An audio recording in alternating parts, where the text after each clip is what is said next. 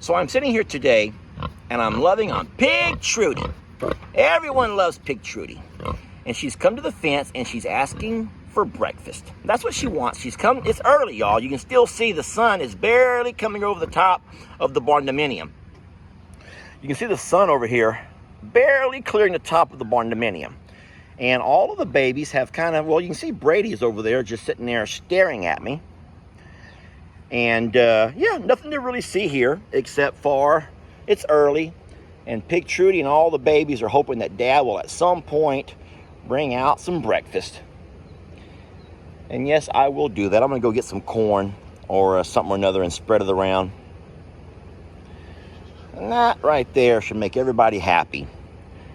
I know what you're wondering. You're saying, Lester, why are you getting started so late? It looks like the sun's been up for a while. And you're right. But guess what? It's Saturday. And on Saturdays, I do tend to sleep in a little bit longer than I do on the weekdays. All right, well, there's nothing to see here. So I will go ahead and get up and grab a bucket of feed. Oh, Cornholio just gave a good stretch.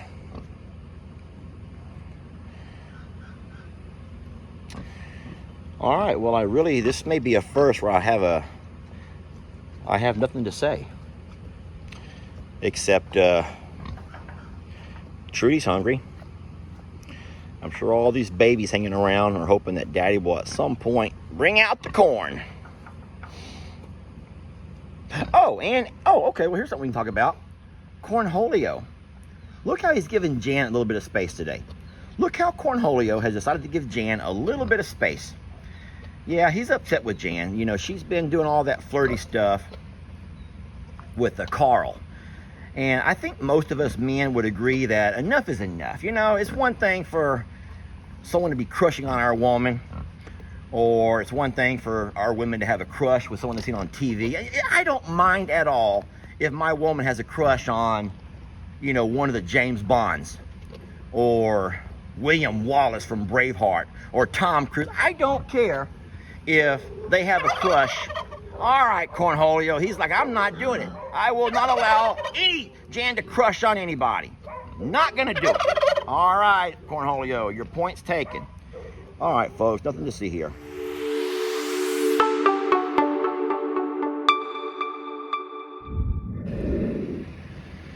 So I'm not trying to change a project that I'm working on into anything grotesque and adult oriented necessarily, but this is kind of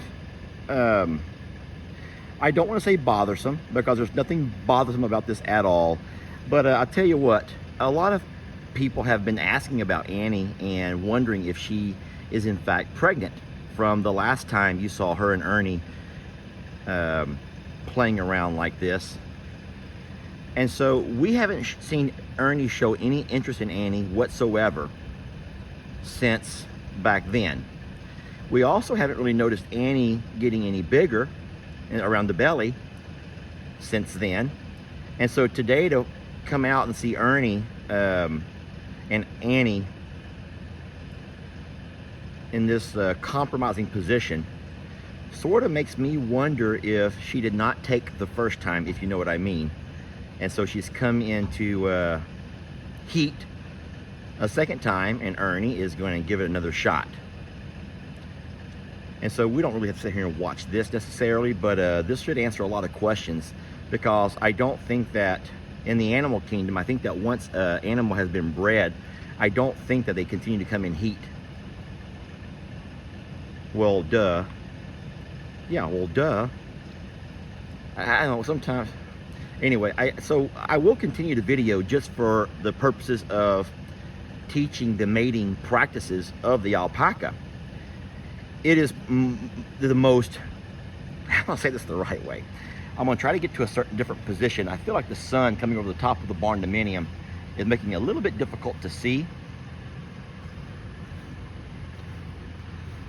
But can I just say that I am pleasantly surprised that whereas all of the other animals, I mean, all of the other animals, there's not an animal I can name on this farm that doesn't have just what I would consider brutal mating practices.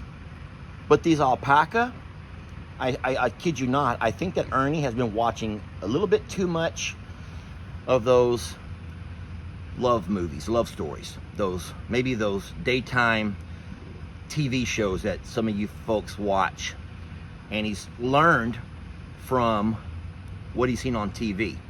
Okay, so an occasional nibble on the ear.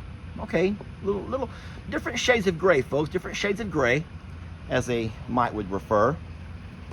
And Annie just seems to be totally content with this style. And I'll tell you what, there's gonna be no way I can't make this video without putting an adult only label on it, because I would be, this would be the most embarrassing thing. Somebody walking through Walmart to the electronic department, and on the big TVs, this is what they're sitting there watching, because the poor lady who thought it'd be a neat video, she loves I'm a Survivor, so she's gonna throw on one of the videos, and people and kids end up stopping. Next thing you know, the entire department, the electronic department, has people flooding over to it. I imagine that you hear it on the intercom. Somebody will pick up the intercom and announce something on TV, and then the whole Walmart is just flooding to the electronics department, and they're having to watch this and hear my voice. And that would be horrible. That would ruin those kids. That would ruin those kids. I'm sad to say. So I'm not trying to be crude, but did y'all notice that when Ernie stood up, he's not really positioned the right way? Come on, help me out a little bit here, Annie. Nope, you're on your own. So I can see that what needs to be in a different spot is not. It's actually high up on her back, which tells me that the first time that I watched him doing this, I never noticed him get up and get back down like that, which means he probably did it wrong then too. I haven't, there you go. You might can see better from here.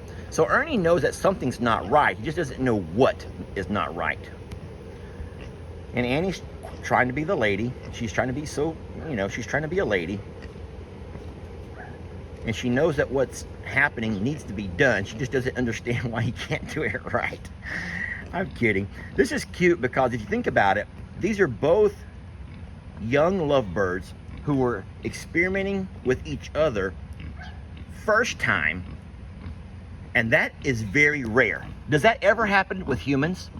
Seriously, where two inexperienced who've never experienced this, Trudy, baby, they don't need your approval.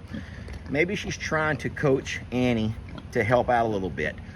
And I'm not trying to be grotesque. It's hard to talk about some things without people getting very offended.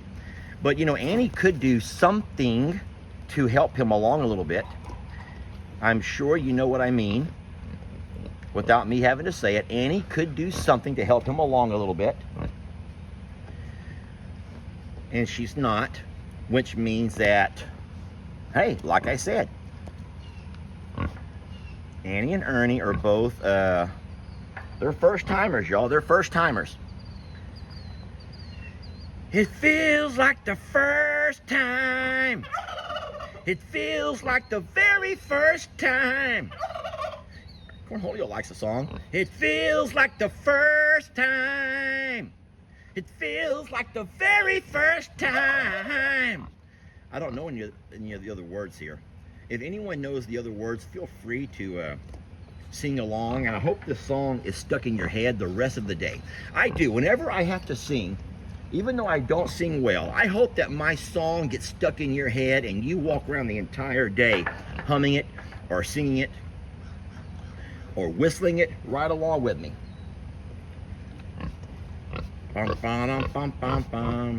Does he say I'll climb any mountain? Hi, sweetie. Like, Daddy, give them the privacy they need. Give them some privacy.